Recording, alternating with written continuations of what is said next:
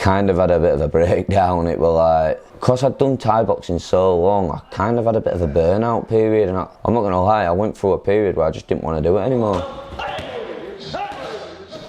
They'd always be talking about my corner and stuff like that, and it'd be like, I knew I had to live up to that sort of hype as such, but the more and more I got older, I just thought, it's one of them. At the end of the day, I'm the one who's in the ring. I'm the star of that show, not my corner. To be honest, I just want to be remembered as a great. I think everyone knows I've got quite an exciting style, and when people watch me, they know I'm good. I remember the first sparring session. First ever session I did, there were a lad here called George Berry, and if you don't know George Berry, trust me, unbelievable fighter. But I remember sparring with him the first day I'd ever come here. And at junior career, I had quite a good career, and I was a bit of a smart ass. And I tried doing this like leg kick on both sides. I tried it straight away. T-man just put me straight on my ass. So yeah, it was one of them. Straight away, I knew the level were a lot higher. And then obviously sparring with like Liam. At the time, obviously Andy was still going, so Andy, George, Malida, Darren O'Connor were up here at the time. David Mack, it was just endless amounts of frigging sparring partners. So yeah, I definitely knew the level were a lot higher. I mean, you know, he's a big personality, isn't he? Kids love him. A lot of, you know, the people who come here love him. He helps me teach some of the classes, and he's a good coach and good at running a class, and a good coach. Teaches his PTs out of the gym and stuff. So personality wise, he's part of the family of the gym, you know, always has been. I feel, you know, almost like he's one of my kids. Is, you know, we've got Liam and Andy and Jordan and all the others, you know, part of the Bad Company family. We're a big family, and he's certainly slotted into that really well.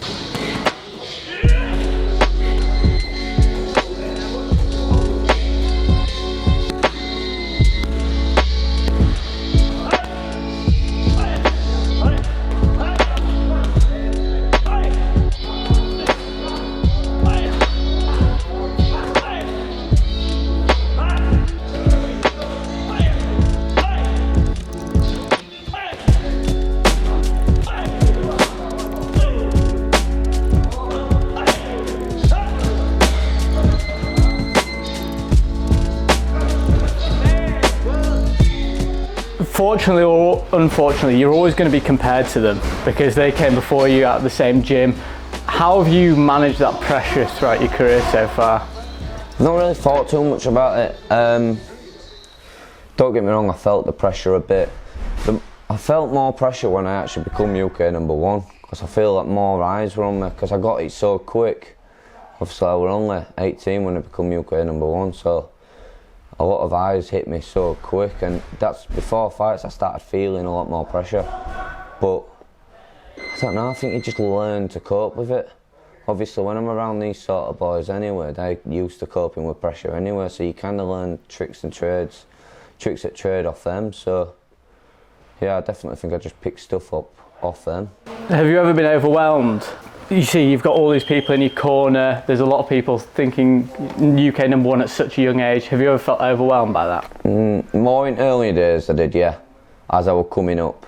So before I got to UK #1, because it was like, every time you'd see like the commentary and stuff like that, you'd see they'd always be talking about my corner and stuff like that, and it'd be like, I knew I had to live up to that sort of hype as such, but the more and more I got older, I just thought, it's one of them. At the end of the day, I'm the one who's in the ring. I'm the star of that show, not my corner. Well, in a way, it could almost take pressure off you. Yeah. Because if they are talking about it, they're not focusing on you, because I guess you're trying to carve your own path. You're not trying to just 100%. Follow in their footsteps. 100% course, and it were more of a case of what I started thinking, that at the end of the day, I've got them in my corner, so I can use them, as in, my opponent ain't got that sort of calibre in his corner.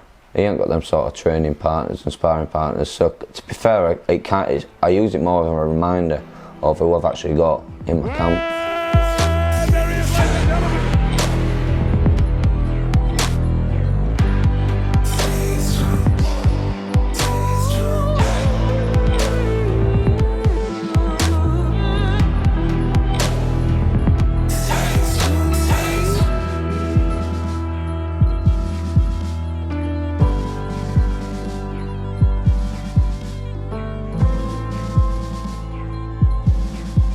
the biggest obstacle I've ever overcome were the fact I've done it so long. So when I came off my loss against Yusuf, I kind of had a bit of a breakdown. It was like, I was coming off this massive win streak, obviously UK #1, everyone, all eyes were on me coming up to like, for WBC, and it was like, I felt amazing. I thought we were going to take that world title there and then. Obviously got, first time I'd ever been dropped, first time I'd ever been stopped, stuff like that. And then it was weird, I had a bit of a downer, and then I think, because I'd done Thai boxing so long, I kind of had a bit of a burnout period, and I'm not going to lie, I went through a period where I just didn't want to do it anymore. Not many lads knew it and stuff like that, but I just didn't want to train anymore. I ended up getting injured for fights and stuff like that. And I went through a period where I was like a bit of depressed from it. It was weird. How were you acting? Odd. This is what I mean. So I weren't coming to the gym much. I even cut right back on my PTs, everything. And it was just, even my friends back at home, they knew that there was something different going on. I just went in a bit of a rut as such, and then ended up taking the fight with Niall, because at the end of the day it's all I really knew, fighting. I didn't really think I had much else going for myself, but I ended up fighting Niall, and I just weren't in the right mindset. I knew I could beat him, but I weren't in the right mindset at all. I went in and I just felt like I had this massive pressure on me. Obviously I'd sold so many tickets, I'm quite a big ticket seller, so I'd sold so many tickets, and it was just like, my head just weren't in it at all. Obviously I ended up getting stopped on cuts, and it were odd. It weren't really a fight camp as such, it were more of just like a bit of a weight loss camp and getting fit camp. My focus weren't really there as such, but it's one of them. Like, I can't take all away from Niall. He was a better fighter on day, and he could stop me. But yeah, and then that's when obviously COVID happened straight after, and first bit of COVID, it were weird. I was living with my mates at the time because I went to university, and it was like, I just forgot all about Thai boxing completely and just ended up living my life a little bit. So COVID for me was kind of a good thing, because after a month or two it was like, right, I need to get back in the gym now. Like, I actually started to miss it, and then that's when I started getting that hunger back a bit, because I was missing being in the gym and such. As in before, I kind of had to be in the gym, but when COVID hit, I wasn't allowed to be in the gym. So after a month or two, I missed being in the gym. So I think that was a bit of a reminder that, like, I do actually want to do this, and how much I've gained from doing it. So yeah, it was good. I think it was good. I needed that sort of like bit of a learning curve, and then I think I've come on to be a bit of a better fighter since. So. Good body kick there. Spinning elbow. First fight back, I was excited to get back. It was like a new lease of life. I enjoyed every single bit of the camp. My diet went spot on, training went spot on. Daryl Kendall joined the gym, so I had a new boxing trainer. Obviously my usual pads with Richard, and it was just a good buzzing gym. Everyone had fights coming up and stuff like that, so yeah, it was a good buzzing gym. I can't really complain one bit about that fight camp. It was just a good vibe, and to be honest, it's put me back enjoying my training and such, and gave everyone a reminder who number one is. What do you think the key is to having a successful training camp then? Both, I guess, mentally and what you do in the gym? Having fun. With me, it's one of them. If I don't have fun, I don't enjoy it. If I'm having fun while I'm training, you see on social media and stuff like that, I'm always having a laugh. When I'm having fun, I know I'm training my best. When I'm struggling and my head's down a bit, it's hard to motivate yourself. So when you're having fun, it's easy to come to the gym in the morning. So yeah, while I'm having fun, I don't think anyone can beat me. Joe needs to be enjoying himself, so he's got to have a bit of fun while he's training, and a bit of a laugh, and he doesn't all have to be serious like that, but neither does it all have to be messing about either. So it's just a case of keeping it light, really. The whole thing's not, right, we're training now, we've got to fight, we're going to do this, we're going to do that. It's just a case of just let it flow, really. Let it flow and let it go, and use what comes natural to Joe.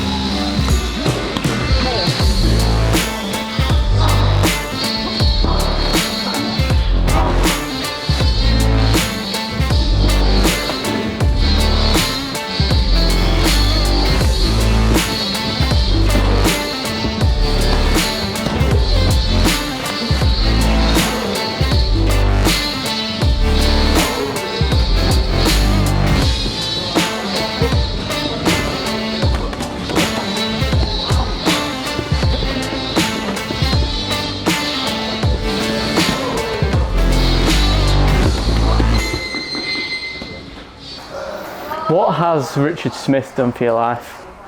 Quite a lot. Richard's obviously, putting aside all being like the world-class coach and stuff like that, he's taught me a lot of lessons in life, such as even just offering me a job like PTs and stuff like that, but like the coaching, the leadership roles he's also taught me. I went to university and did sports coaching degree, but even Richard all the way through that gave me little tips and tricks and stuff like that, which helped me go on and get my degree and stuff like that. So yeah, he's taught me quite a lot. He's taught me a lot of values of life. Yeah, he was very supportive. Like he knew it was one of them. I think he knew deep down I probably wouldn't stop completely. He just said, just take some time. It's one of them. Just take some time. And then yeah, eventually, obviously, when I came back and that, it was good. I think people were treating it as a comeback and stuff when I were for that fight, but I'd only really had COVID off anyway. But because everyone had seen that I'd been on a bit of a down, it kind of felt a bit like a comeback. Vinnie Shawman said he's never taken it as seriously as he does now. What do you think he meant by that?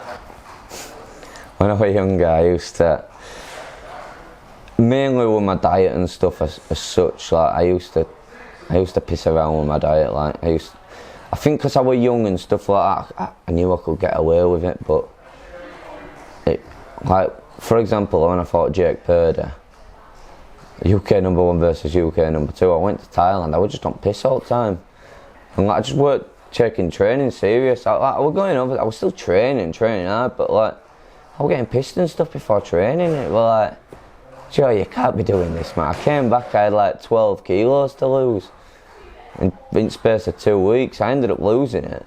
I remember weighing in, and then I woke up on the day, I just couldn't open my eyes. Like honestly, it looked like I had an allergic reaction. So I'm having Piriton. I had some Piriton to like, because I thought I had an allergic reaction, but obviously Piriton makes you tired, so next minute I'm popping Pro Plus as well to wake me up. And it was like, what is going on here? I ended up fighting, cruising for the first 3 rounds. I came back after round 3, I looked at Richard, I went, Richard, I'm knackered. And he went, no, you're winning. I went, no, Richard, I'm knackered. Anyway, threw me around like an empty tracksuit in round 4. And then round 5, it was just like a bit of a kick for kick scrap fest. It was probably the worst fight in history. I ended up coming away with a win, but I think that was my biggest wake-up call of like, nah, you can't be doing this now, Joe. I ended up putting myself in hospital next day, not from any injury, just from weight cut. So yeah, I ended up being in hospital, and I thought, nah, I can't be doing that. So then I started like really cracking down. Then obviously when I fought Chris Shaw, Yusuf, I went into full camps in Thailand, started taking my diet more serious, and yeah, for this one I've just lived and breathed Thai boxing, so yeah, I'm a lot better placed now. Every time I watch Joe Craven, I always get the feeling it is edge of the seat stuff. I don't really think I ever had the thought of I want to be a fighter. Like I say, I was just kind of pushed, I was just kind of like fell into Thai boxing. So I never really had the I want to be a fighter. I remember like having my first fight as a kid. I just thought it was like normal thing to do, because that was just what all other kids were doing at the time, and it was like it's kind of just felt like that's the normal thing to do growing up. And then obviously when you start getting a bit older, especially when I started getting that success and stuff, like I thought, yeah, I like this, like, and obviously with all your friends and stuff, like paying attention to you, I thought, yeah, it's a bit of me this. But it was one of them. And then as I've got older, travelling world, and you know what I mean, getting all that bit of attention, like I enjoyed it. I enjoyed what came with the success, so I think that's what drives me. And talking about the attention, how do you deal with both positive and negative reactions on social media? Just banter it. If you ever watch me on social media, I'm just always having a laugh doing karaoke and stuff like that, so it's one of them for me. I just take it, I know it all comes with jobs, so I have a laugh with it all. Feints, counters, stuff like that. Up, 1-0, full speed, up, straight under. There, you whip back, let's go. So everyone goes on about world champions and stuff like that. Like, don't get me wrong, I want to be a world champion, but there's that many different organisations out now. Like, I want one of your true world titles, but To be honest, I just want to be remembered as a great. I think everyone knows I've got quite an exciting style, and when people watch me, they know I'm good. People win fights just scraping through and being boring. I don't want to be one of them fighters. Like, I want to win, and I want to win convincingly. Like, I want to put a show on against every fighter I fight, so if I keep continuing doing that, I definitely think I can go on to be remembered. If there are young fighters watching this now who want to try and achieve great things in their career, from the start of their career, what advice would you give them? Have fun all the way through it. Enjoy the process all the way through, because trust me, it don't matter what sport you do, I do think sport can take you many places instead of just doing your normal day-to-day life. Like, kids nowadays are doing like your Fortnite and stuff like that, as in, you look at other kids who are doing sport, whether it be football, stuff like that, them who take it seriously go on to live their best lives. Like, they get to go all over the world, they get to experience things kids will never experience, so just have fun when we do it. Consistency. That's it. Consistency. You know, if you're training for 6 months, you can train every day and 6 months has passed, or you can train once a week and 6 months has still passed. So, you know, obviously a lot of people have different circumstances and different time, and they have families and they have jobs and they have stuff like that, but the ones who do well are the ones who's it's in their heart, they're hungry to do it. So if you're consistent, you come to the gym every day, you graft, don't feel like it, you still come. You have to go out to the pub, you still come. It's a sunny day outside, you still come. That's the only thing that is really required to build somebody up to be, you know, that next level. You have to put the time in.